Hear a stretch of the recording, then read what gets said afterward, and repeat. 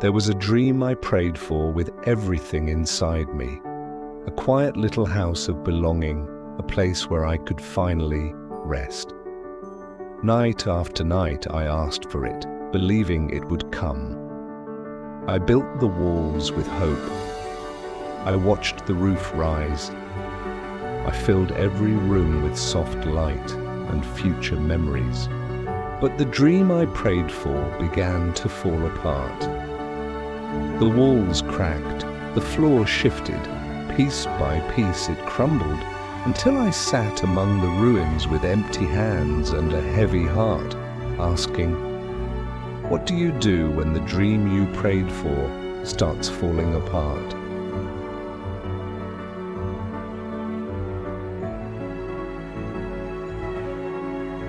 So I turned to another dream, a job, a purpose, a place to use my gifts. I prepared. I prayed harder. The door opened. I sat at the desk and poured my whole heart into the work. It felt like the real answer until that dream also fell. The desk cracked, the plans slipped away. Once again, I was left with broken pieces and the same quiet question. I began to believe that the fallen house had only been a test, and this job was the real answer. But slowly, almost quietly, the desk began to crack. The plans I had carefully built started to slip through my fingers. The position crumbled, the purpose I had prayed for fell apart just like the house before it. Once again, I sat in the wreckage, empty-handed and broken-hearted. The same heavy question returned.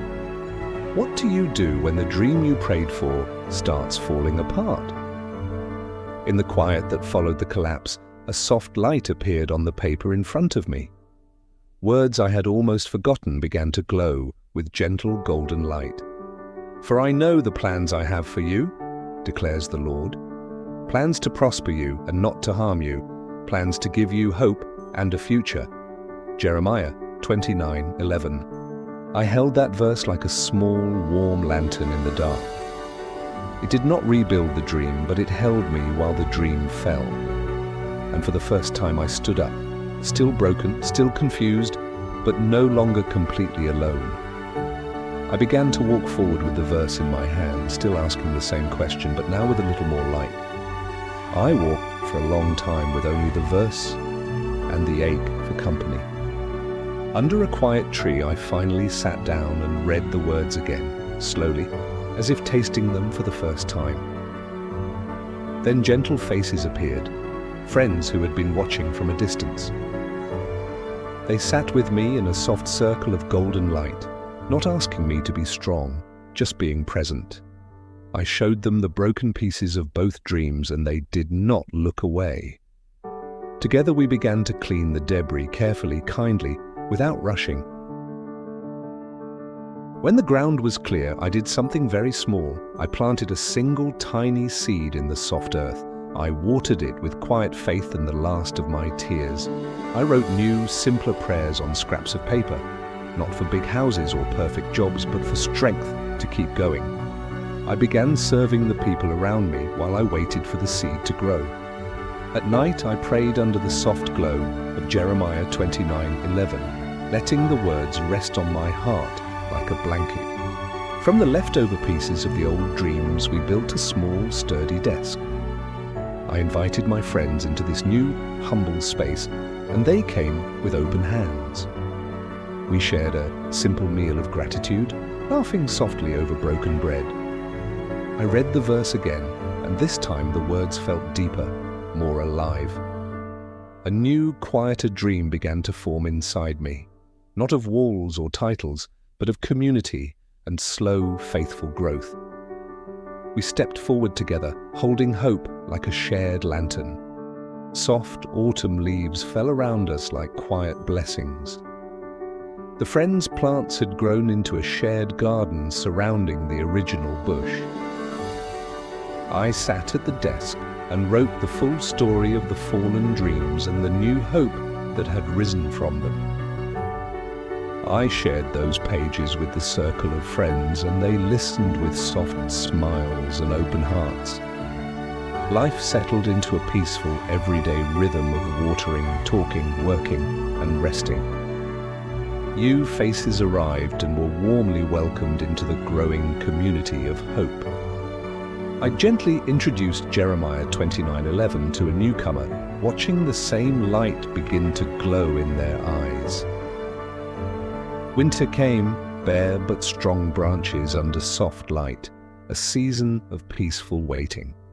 Spring returned with new buds and flowers bursting open, and we celebrated the renewed growth with soft joy. I reflected on the original prayer, now with new understanding. Past and present met in soft light. The garden had become a lush, multi-level home. I mentored a whole new generation under the tree. A second verse appeared. He heals the brokenhearted. Psalm 34:18. The bush had grown into a strong, sturdy tree.